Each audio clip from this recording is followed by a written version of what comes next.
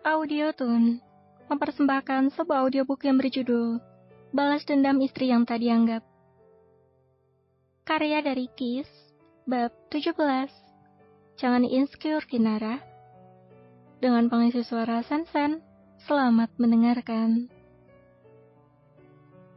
Seminggu berlalu semenjak pertemuan Kinara dengan orang-orang yang telah menghinanya dulu. Janda muda itu terlihat bahagia setelahnya. Meski hati dan logika tak mau searah, hati meminta Kinara untuk memaafkan setiap kesalahan mereka. Akan tetapi, logika senantiasa mengingatkan Kinara akan semua kesalahan dan kejahatan mereka. Dia tak ingin ego merasukinya, sehingga membuat Kinara jatuh ke dalam lubang yang sama. Dia tak ingin merasakan kesakitan yang sama.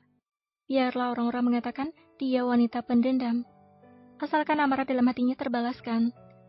Kinara yang sedang sibuk dengan laporan keuangan dari toko bunga pun terkejut ketika mendengar Ibu Anin tiba-tiba berlari ke arahnya dengan wajah berbinar bahagia. "Sayang, Mama punya kabar bagus untuk kamu," ucap Bu Anin tersenyum lebar. Matanya berkaca-kaca, bukan karena sedih, melainkan bahagia. "Kabar apa, Ma? Kenapa mukanya bahagia begitu?"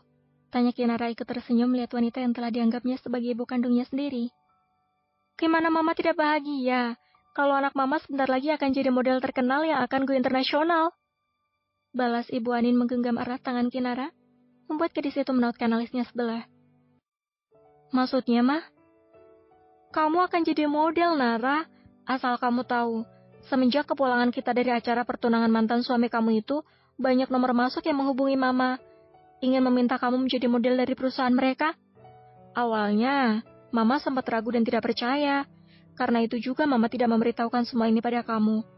Tapi hari ini semua keraguan Mama terjawab. Ternyata perusahaan yang meminta kamu untuk menjadi model mereka adalah perusahaan JD Fashion. Perusahaan yang sudah berdiri sejak tahun 2000-an. Perusahaan mereka juga menjamin gaji yang besar, serta karir yang bagus pada model mereka." Jelas Ibu Anin panjang lebar dengan satu kali tarikan napas. "Tapi Ma, aku tidak mau dan tidak mungkin. Statusku kan janda, jadi mana mungkin aku bisa bersaing dengan para model lainnya yang memiliki wajah cantik, bodi langsing, dan masih single," balas Kinara yang merasa insecure. Malum saja, sampai sekarang Kinara masih merasa dirinya jelek. Seumur hidupnya, dia sering mendengar orang-orang mengatakan dirinya jelek, upik abu, si burik, dan si buruk rupa, sehingga membuat kata-kata itu tertanam dalam hatinya bahwa dia tidak cantik. Meski sekarang kecantikan Kinara mampu bersaing dengan para model hebat di seluruh dunia. "Ya ampun, sayang.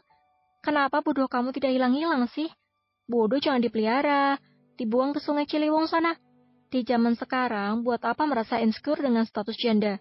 Asal kamu tahu, janda itu seperti Yamaha, semakin di depan. Wanita yang sudah janda itu lebih jujur daripada anak gadis. Kalau janda, sudah tentunya tidak perawan. Akan tetapi, seorang gadis belum tentu masih perawan. Jangan pernah malu pada statusmu. Sangat banyak wanita-wanita janda yang memiliki pekerjaan hebat, seperti dokter, artis, model, dan bahkan seorang pengusaha. Ubah pola pikirmu sekarang. Hidup terus berjalan. Harus ada perubahan. Percuma kamu cantik-cantik kalau pikiran kamu dongkol. Belajar dari masa lalu. Alasan orang-orang mencapakan kamu, itu karena kamu tidak ada arti di mata mereka. Jadi, mulai sekarang tunjukkan pada mereka apa arti seorang Kinara. Buat mereka menyesal, karena pernah menyanyiakan kamu. Buat mereka yang dulunya menatap rendah kamu, berubah menjadi mendongak menatapmu yang memiliki derajat lebih tinggi dari mereka. Buat mereka semua malu pada diri mereka sendiri, karena telah menghina seorang wanita yang cantik dan hebat seperti kamu. Jelas Ibu Anin panjang lebar. Wanita janda tua yang masih sangat cantik itu secara belak-belakan menjelaskan pada Kinara. Kinara termangu mendengar setiap kata-kata pedas yang menjadi pecutan bagi dirinya. Semua yang dikatakan oleh Ibu Anin meski pedas tapi benar. Bukan orang lain yang menatap rendah dirinya. Akan tetapi Kinara sendiri yang menilai dirinya sendiri rendah. Dia merasa dirinya memiliki banyak kecacatan dalam segi apapun.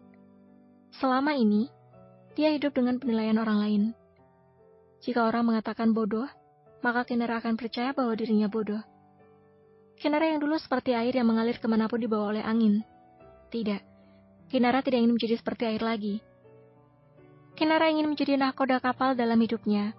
Nahkoda yang memiliki arah dan tujuan kemana dia akan pergi. Apakah aku bisa, Ma? Pendidikanku tidak tinggi-tinggi seperti model lainnya. Apa aku bisa bersaing dengan mereka? Tanya Kinara seraya menggigit bibir bawahnya. Dengarlah sayang, jangan pernah merasa insecure bila bertemu dengan orang-orang berpendidikan tinggi. Karena pendidikan tidak menjamin kebijakan dan kepintaran seseorang. Tidak semua orang yang berpendidikan memiliki hati dan otak yang tinggi seperti pendidikan mereka. Kalau kamu bertanya pada Mama apa kamu bisa bersaing dengan mereka, maka jawabannya tentu saja bisa. Banyak orang-orang sukses yang tidak memiliki ijazah di luar sana. Ada di antara mereka yang jadi bos besar, artis, penyanyi, dan lain sebagainya. Jadi, stop insecure. Katakan pada diri kamu sendiri, aku pasti bisa.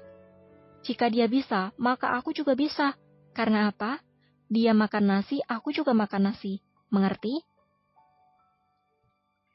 Ibu Anin berkata tegas, mencengkeram pundak Kinara, membuat janda muda satu anak itu mengangguk kepalanya patuh. Mengerti, Ma? Balas Kinara semangat. Balas dendam kedua dimulai. Batin Ibu Anin menyeringai. Bersambung. Terima kasih sudah mendengarkan.